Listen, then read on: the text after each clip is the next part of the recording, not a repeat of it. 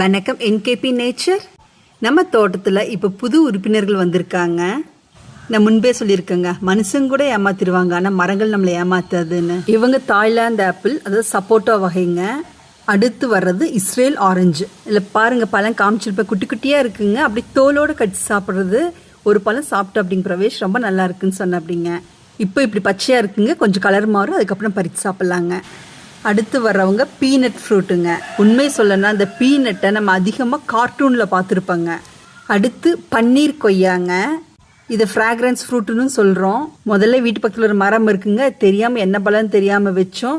அது சாப்பிட்டு பார்த்தாங்க, அவ்வளோ ருசியாக இருந்துச்சு. அதனால் திரும்ப இன்னொன்று வாங்கிட்டு வந்து வச்சுட்டாங்க. அவ்வளோ மனம். இந்த ஸ்வீட்டு ஜூஸ்களை செய்கிறதுக்கு அந்த எசன்ஸ் யூஸ் பண்ணுறாங்க. அடுத்து இவர் அவகோடா, பட்டர் ஃப்ரூட்னு சொல்லுவோம் இல்லைங்க அவர். இப்போதைக்கு இந்த என்கேபி ஃபார்ம்ஸில் இந்த 5 பேர்த்த சேர்த்திருக்கோங்க. இந்த தென்னங்கன்னெல்லாம் யானை பண்ண வேலை தாங்க. இப்போ அந்த செடிகளில் தென்னங்கன்னு குழியில் தான் வச்சுருக்கோங்க. யானை வந்து எல்லாம் முடிச்சுட்டு போயிடுச்சுங்க. சரி, அந்த குழியெல்லாம் சும்மா இருக்குதுன்னு சொல்லி இந்த செடியை வாங்கி வச்சோங்க. இந்த வீடியோ பிடிச்சிருந்துச்சுன்னா லைக் அண்ட் கமெண்ட் பண்ணுங்கள். இன்று வரை இயற்கை காப்போம். நன்றி.